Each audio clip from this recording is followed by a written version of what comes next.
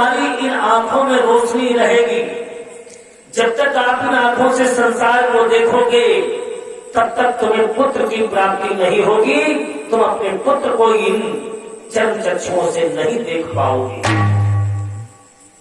वाह!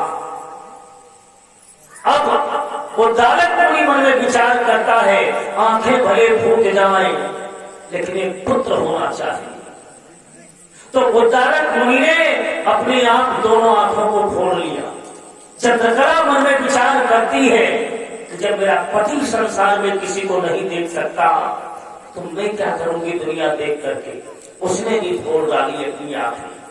भैया, तो हंस रूप में एक आंख कछुआ की फोड़ी थी, बियाजल दोनों चली गई। समझ गए? तब से दोनों का नाम अंधी अंधा पड़ गया। पहले का नाम इनका उद्दालक मुनि है और उनका चंद्रकला है। वही कछुआ श्रवण बन करके पैदा हुआ। पूछता है, पिताजी तुम जन्म से अंधे हो दोनों लोग या बीच में गड़बड़ी हुई? उद्दालक मुनि चंद्रकला दोनों ने कहा कि हे बेटा, तुम्हें प्राप्त करने के लिए मुझे अपनी आंखों की रोशनी गंवानी पड़ी। श्रवण पूछने लगा, पिताजी आपके नेत्र कैसे सही होंगे? उद्दालक मुनि बोले, हो सकता अगर आप मुझे तीर्थों के जल स्नान करवाए तो हो सकता मेरी दृष्टि वापस आ जाए। भैया, उसी समय ज्ञान के वसूले को उठा करके श्रवण जैसा बेटा कर्म की कावड़ को तैयार करता है और कर्म के कावड़ पर धर्म के पिता को और धैर्य की अपनी मैया को बैठाल करके अपने कंधे पर लेकर के संसार के पृथ्वी पर से सारे तीर्थों को कराना चालू किया है। क्यों? माता पिता ने मरते समय कछुआ को गंगा के पास पहुंचा दिया, काशी में। एक गंगा में पहुंचाने के कारण श्रवण को पता नहीं कितनी नदियां और कितने तीर्थों में पहुंचाना पड़ा। बोलो वृंदावन बिहारी लाल की जय हो। इस नाते से श्रवण दशरथ जी के भांजे थे। भैया, तो दशरथ जी के द्वारा श्रवण का अंत होगा, यह समझ लीजिए हो गया था। मेरे भाई, अब दशरथ जी धीरे धीरे बड़े हो रहे हैं। दशरथ जी की उम्र हो गई 9000 वर्ष की। जरा गौर करना, भूलना नहीं।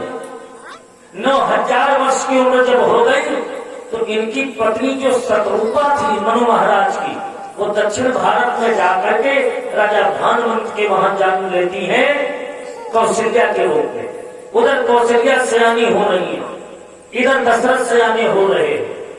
राजा भानुमंत ने बुलाया चतुर विद्वानों और ब्राह्मणों को और कहा, ऐ ब्राह्मणों, जाकर के मेरी सुयोग्य कन्या के योग्य कोई सुंदर वर खोजो। ब्राह्मण लोग चल दिए उस वर को खोजने के लिए जो कौशल्या के योग्य था। भाई बहनों, खोजते खोजते अयोध्या आ गए। दशरथ जी महाराज, चक्रवर्ती सम्राट अयोध्यापति महाराज अजनंदन सत्यवेदी राजा है। विद्वानों ने मन में विचार किया कि ऐसा भूप मिलना मुश्किल है। कहा ऐसा पर कन्या के सुयोग्य मिलना मुश्किल है, क्यों ना दशरथ के साथ कौशल्या का तिलक कर दिया जाए।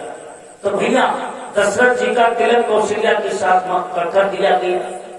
शादी पक्की हो गई, शादी पक्की हो गई, लेकिन भौरी नाई भोई पावाई।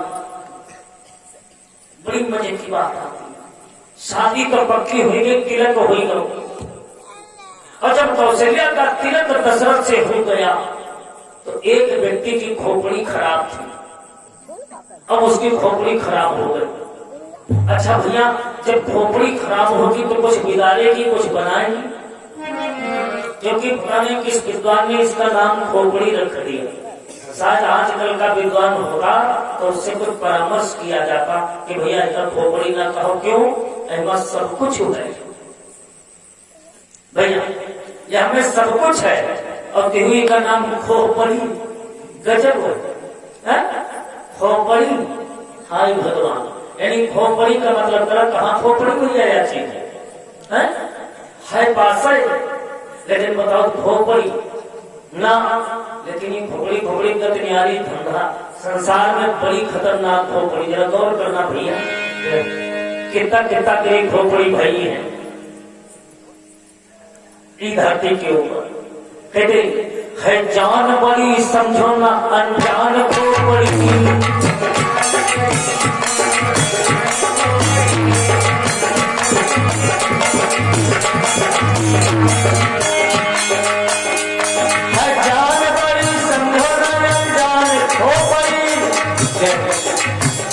खोपड़ी से एक बार भिड़ गई थी खोपड़ी, खोपड़ी से एक बार भिड़ गई थी खोपड़ी।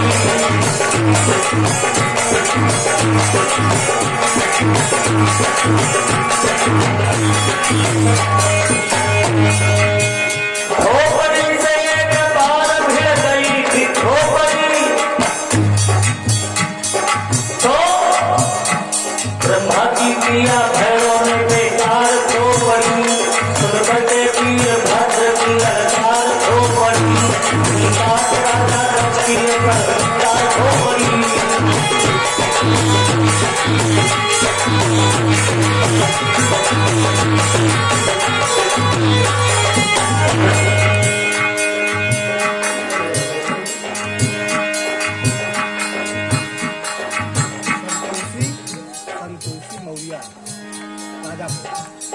परमादरणीय भक्तबंधु संतोषी मौर्य जी राजापुर से भगवान के चरणों में क्या मुद्रा प्रदान करते जीवन मंगल में हो।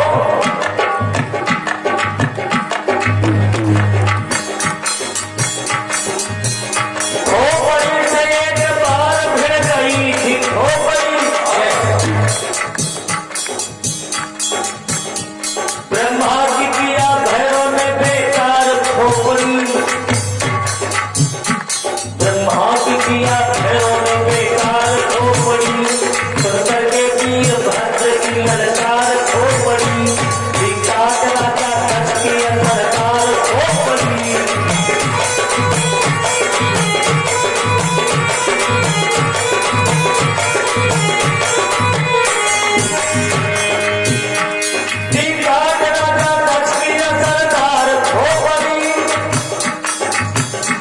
बदले की लगाई गई आसान खोपड़ी, बदले की लगाई गई आसान खोपड़ी।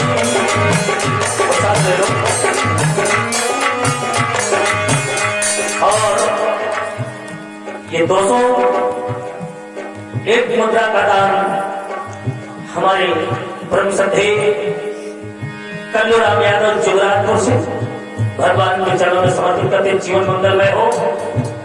देखिए खोपड़ी की गति कैसी है। देशराज यादव,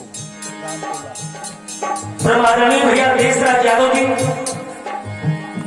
ग्राम रामकोला से 101 मुद्रा का दान कर रहे जीवन मंगलमय हो।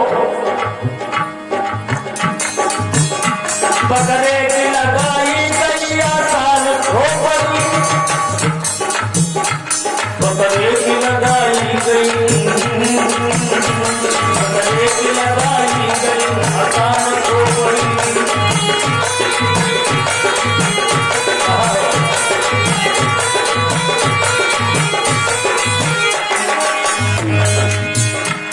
रावण ने शिव के ऊपर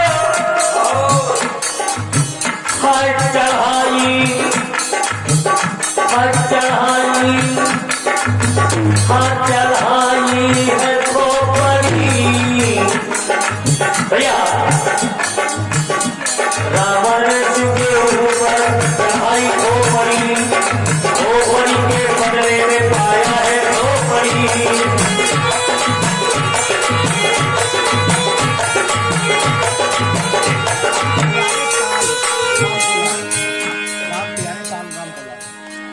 राम प्यारे पाल जी रामकोला से क्या मुद्रा प्रदान करते जीवन मंगलमय हो। रावण ने शिव के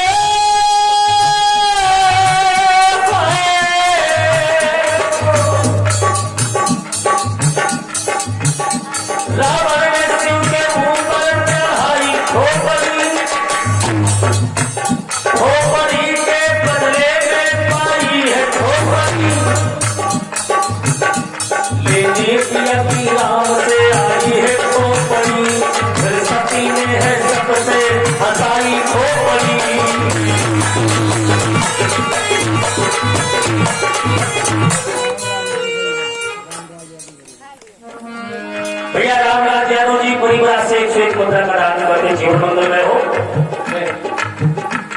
लेने की आदि राम से आई है खोपड़ी, फिर सती ने है सत से हटाई खोपड़ी।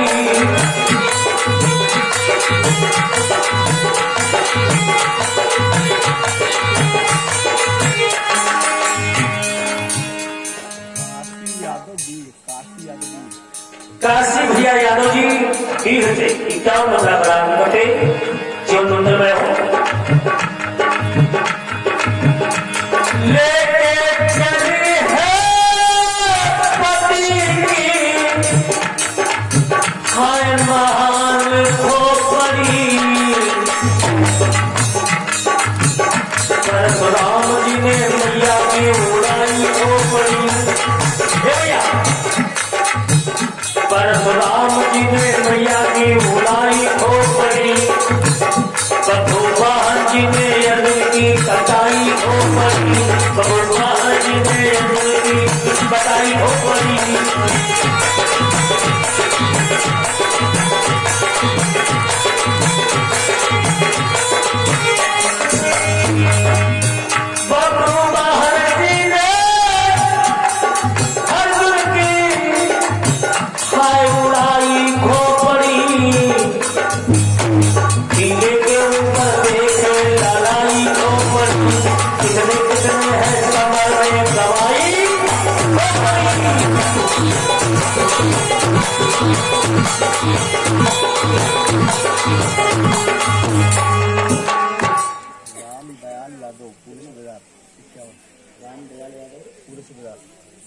और ये रामदयाल यादव जी पूरे सूबेदार से 51 मुद्रा का दान करते जीवन मंगलमय हो। बोले वृंदावन बिहारी लाल की। लगे रहो भाई, हाँ भैया लगे रहो। देखिए खोपड़ी जब खराब हो जाती है मेरे भाई तो बहुत कुछ बिगड़ता है, कुछ बनता है। मैंने बताया कि जब कौशल्या का तिलक दशरथ जी महाराज के साथ में हो गया तो एक व्यक्ति की खोपड़ी खराब हो गई। किसकी? रावण की। रावण की खोपड़ी क्यों खराब हुई? कि दशरथ जी के जन्म लेने से पहले, दशरथ जी के जन्म लेने से पहले 29 पीढ़ी पहले एक राजा हुआ था जिसका नाम था अनरंग। भैया दादा परिदीन यादव जी की तरफ से 51 मुद्रा का दान है। पूरे सूबेदार नाम से भगवान सुख शांति प्रदान करता रहे, जीवन मंगलमय हो। रावण जो है दशरथ जी की 29 पीढ़ी पहले एक राजा हुआ था जिसका नाम था अनरंग। तो अनरंग का युद्ध रावण से हो गया। रावण ने अनरंग के बाण मार दिया। और एक रामायण भी कहती है, एक कहती 29 पीढ़ी पहले, एक बताती 20 पीढ़ी पहले। क्योंकि जितना पढ़ो ग्रंथ का, जितने ग्रंथों का आप अध्ययन करेंगे अलग अलग चीजें मिलेंगी। विजय बहादुर यादव जी पूरे सूबेदार से 51 मुद्रा का दान करते जीवन मंगलमय हो।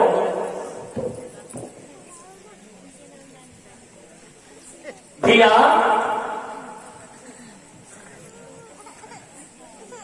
अनरंग को जब बाण मारा रावण ने तो मरते समय अनरंग ने रावण को श्राप दे दिया। कहा ऐ 20 भुजाधारी रावण, कान खोल करके सुन ले। कैसा श्राप दिया? अरे कहा अनगाल ने सुनौ भुज पीसा, कहा अनगाल ने सुनौ भुज पीसा, और मम बोला सोवा नहाना ये दसती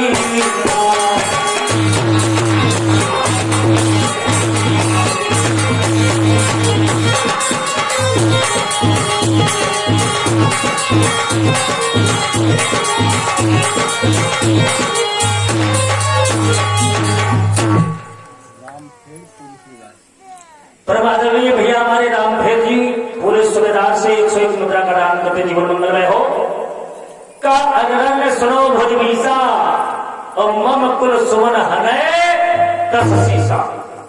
रावण कान खोल करके सुन ले, मेरे ही कुल में ऐसा पुत्र पैदा होगा जो तेरी 20 भुजाओं का और 10 शीश का खंडन करके तुझे यमलोक पहुंचाएगा।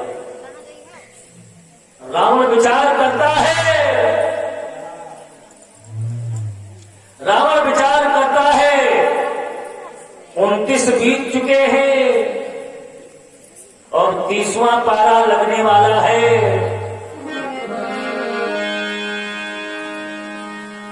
बस उसी समय रावण विचार करता है, क्या विचार करता है कि कौशल्या का विवाह अगर दशरथ से हो जाएगा तो 30वीं पीढ़ी पर मेरा काल का अवतार हो जाएगा। इसलिए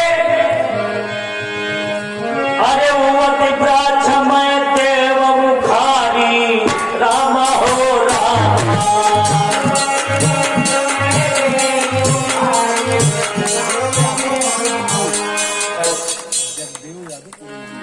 अभी सब इकट्ठा कर लो भैया। जगदेव भैया पूरे मौनी से 51 मुद्रा का दान करके जीवन मंगलमय हो। अब इकट्ठा में नाम लिख ले कोई कागज पर, इकट्ठे बोल दे। अरे रामा हो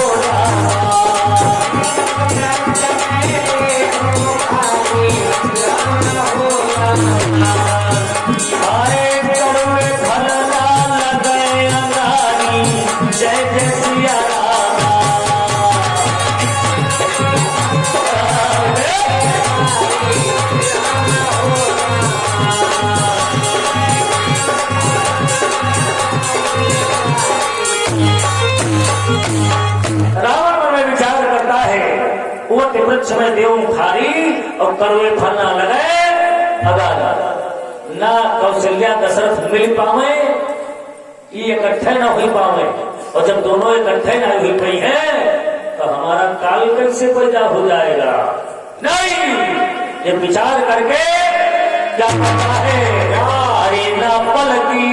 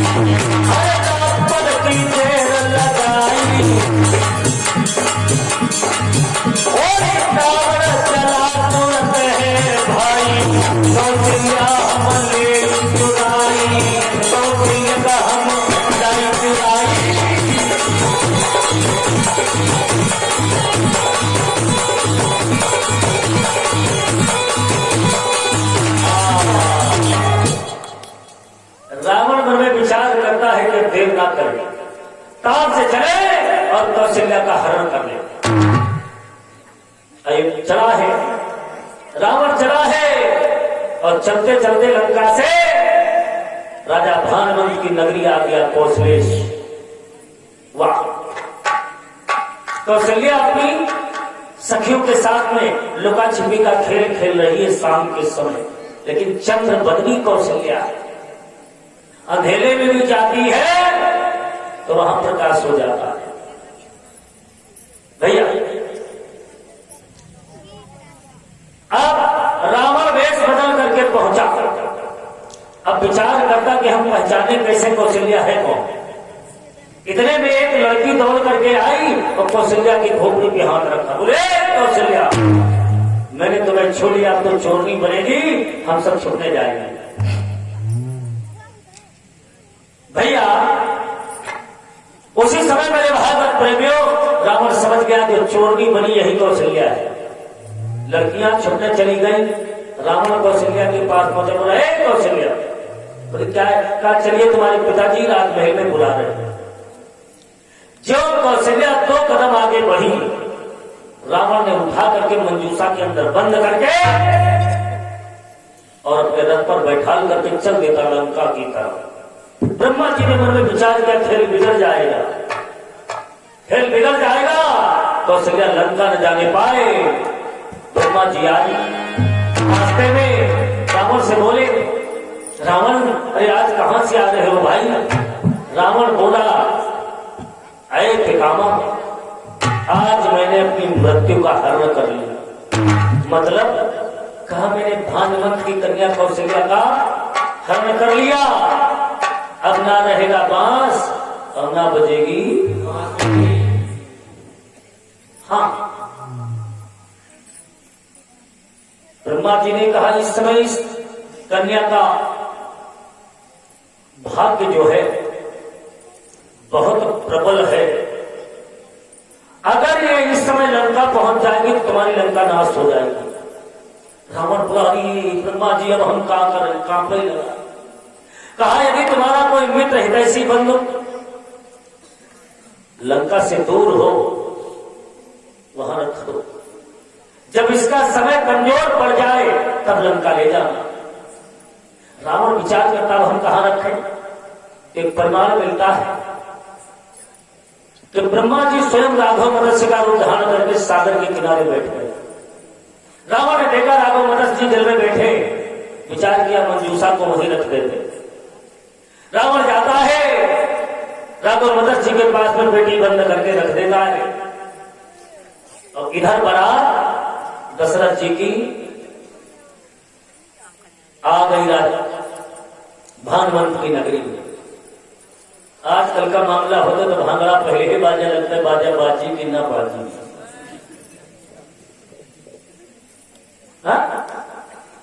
कहो कहो बड़ा नीके बाजा थी भैया। हमारे क्षेत्र में काकोरी पड़ती। काकोरी से 3 किलोमीटर दूरी पर एक गांव है टिकरिया। जेठ के महीना में मंदिर पे कथा चले और 1 किलोमीटर दूरी पर गांव टिकरिया, वही में आ गए मौर्य लोगों के वहां बारात। तो चौराहे पर भांगड़ा वाले बजावेला। जब गांव किनारे पहुंचे तो आकर दादा यादव रहे हैं, उनकी 4 भैंसी दुआरे बनी। तो तू ही लड़का भैंसी लगावे आ गया। और जब बाजा बाजी शुरू हुआ तो भैंसी उतर गई। लड़कमना के हाथ टूट गया। तो वही हल्दी मिर्चा जो नहीं बांधे तब तक उनके मोहरे के लिए बगले काली धगियावे वाले लड़कवा और गमला रखे वाले पहुंची। तो दादा कहें भैया यहाँ पर ना बजाओ, यहाँ भैंसी भड़की है, आगे निकाल ले जाओ तब बजाओ। तो हिमा जाओ भैया उधार वाले रहे, बरात में उधारी बहुत चल रही। कल सुनो आज गई बरात हो काल तुमका नहीं गया माया वाटर भरे देव के रवा भले न मारी चिल्लो भरे जो उल्लू रहे तो लाए अपने शौक खाते बाजी नहीं का हो। कल भैया कहे थे आगे बढ़ा ले जाओ तब बजाओ, यहाँ भैंसी भरत गई। कल 2-3 लंबे टाली के यहाँ पीछे खींचेगा। अब गाना लगाओ बाजा बाजी की ना बाजी। दादा कहना बाजी वाजी कुछ नहीं, वह सब गई हो बिगड़ी। तो कहना बाजी नहीं का हो और लगा के इस बाजा बाजी की ना बाजी। दादा और 4 लड़का उठाए लाठी। तो तुमका बताए ऐस बाजा बाज कि बराती दूर देने आ रहे हैं, हमरे क्षेत्र का हाल काजा नहीं। कोई भाग तो सब पागल, तो कौनो ठहन लग जाए उसका मात फूट जाए, कौनो बिरवन घुस जाए उसका मात फूट जाए। 50 बराती घायल होगा और लाठी जिनके पर चली, जिनका डीजे रहे टाली हारन बैंजो कैसियो 5 बापोत मिलकर बजाए डाली।